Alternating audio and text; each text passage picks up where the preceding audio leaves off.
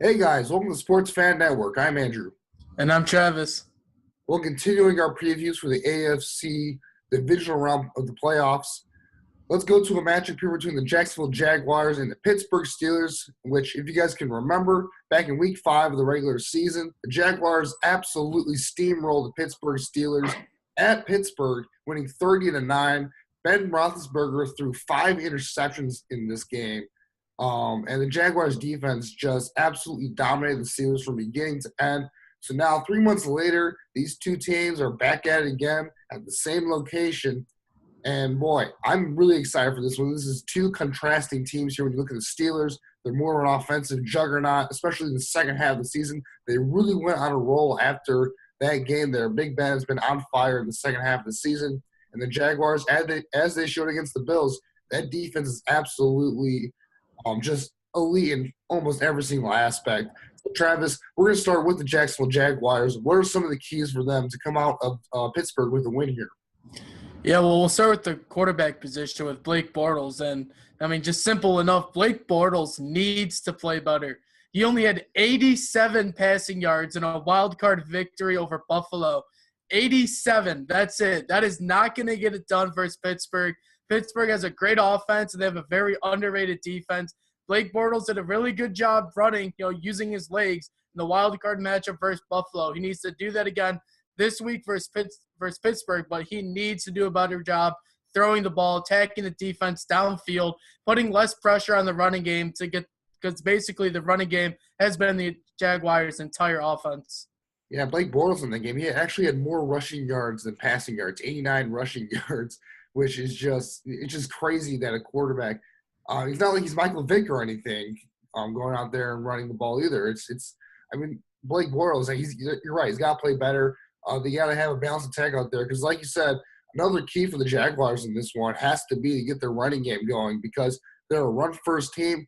They're led by Leonard Fournette, who's an absolute beast out there. And they're not going to win this game. They don't establish the run early and often. Yeah, you look at the last time Leonard Fournette played the Steelers. He had 28 rushes, 181 yards, and 2 touchdowns. He had a terrific game against the Steelers. That's what the Jaguars need from Leonard Fournette against them if they're going to move on to the AFC Championship game.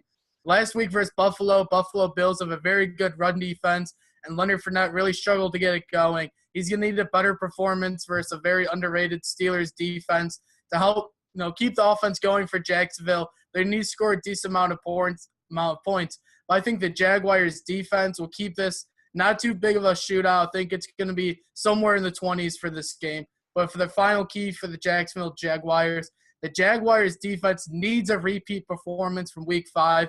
They need to force Big Ben into a lot of throws by taking away the running game, slowing down Le'Veon Bell. They need to force Big Ben to beat the Jaguars through the air because the best part of the Jaguars defense is their secondary, led by A.J. Boye and Jalen Ramsey. These are 2 number 1 corners.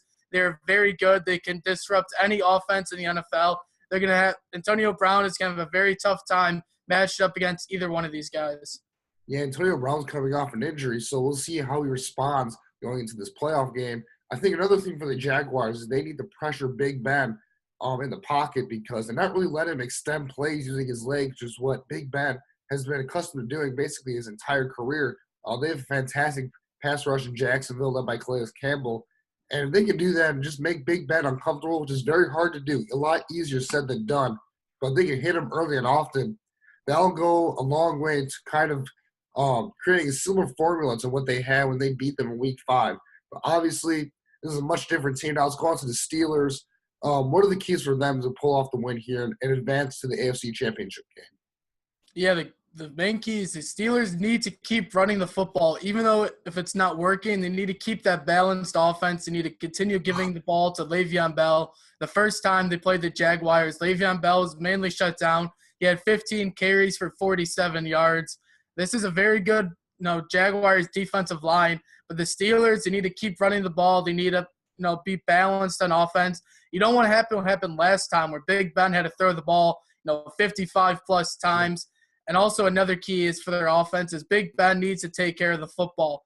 The reason why the Steelers lost last time they played the Jacksonville Jaguars was because of the turnovers. Big Ben, He was getting a lot of pressure in his face by the Jaguars defense. He was making a lot of poor reads, a lot of bad throws, and the Jaguars were able to force turnovers to keep themselves in the game. They had a few defensive touchdowns, I believe. So for Big Ben, he needs to be very careful taking care of the football. They got a very talented secondary in Jacksonville. He's just got to move the chains, not try to force any tight throws into tight coverage. He just needs to play smart football. Yeah, if you remember, I remember watching that game. It was a pretty close game for pretty much the first 3 quarters or so. But when you turn the ball over that many times, eventually it's going to go the wrong way and create a bit of a blow-up. That's what happened. The Jacksonville Jaguars, I mean, I give credit to that defense. They're absolutely fantastic, but Big Ben did not come to play in that one, as evidence with the 5 interceptions. But Big Ben, I mean, you got to trust that he can come up big in the playoffs. He's done it time and time again. I feel like seeing that team, this defense a second time, will do a lot towards coming back with a pretty good performance in this game. And like you said, they need to get Le'Veon Bell involved early and often. 25 to 30 carries, I think, in my opinion, just try and keep everything balanced. Big Ben's going to have to take care of the ball, like you said. But my focus is mainly on the defense. They just haven't been the same since Ryan Shazier went down that spinal cord injury. I mean, we wish the best for him going forward with his health. But they're going to need to do a great job of shutting down Leonard Fournette because, I mean, let's face it here. If Blake Bortles has a repeat performance of what he did against Buffalo, I mean, that's a huge one for the Steelers, no matter how much their offense struggles against this great defense, because if they can stop the run early on and make Blake Bortles beat them in the passing game, I mean, that's a huge advantage for the Steelers. Yeah, I think if they could focus on just shutting down Leonard Fournette, making Blake Bortles beat you through the air, something he really hasn't done all season, that's going to be a huge advantage for the Steelers, especially if they can get a lot of pressure on Blake Bortles. He's been turnover prone in the past. If they can force a few turnovers, that'll go a long way in helping them win this game. But it's going to be a very exciting game. Like you said, it's back in Pittsburgh again. This is round 2, and these two teams match up. Andrew, who do you think is going to win this game? Yeah, this is actually a very tough one for me because I'm able to believe that defense wins championship in the playoffs. But if you have an elite quarterback, that also wins you games in the playoffs. And for this one, I have to go with the home team here with the elite quarterback and Ben Roethlisberger because of them. The Pittsburgh Steelers defense is a lot underrated, like you said, even though they're missing Ryan Shazier in this one. I feel like they can slow down the running game just enough in this game and make Blake Bortles make a few mistakes in the passing game. And I feel like Ben Roethlisberger is going to have a bounce-back performance against this Jacksonville team and really go on a tear in the passing game. So, yeah, I have the Steelers winning this one. Yeah, I'm with you on this one. I also have the Steelers winning this game. I just don't see another repeat performance of Ben throwing 5 interceptions, especially in the playoffs where he's usually played pretty well. I'm not confident in all at Blake Bortles. I don't trust him to go out there and win a football game in January, just squarely on his shoulders. I don't think he's going to be able to do it for this Jaguars team. I mean, they struggled a lot versus a Bills team. Now they're facing a very good Pittsburgh Steelers team that's well-rounded throughout, offense and defense.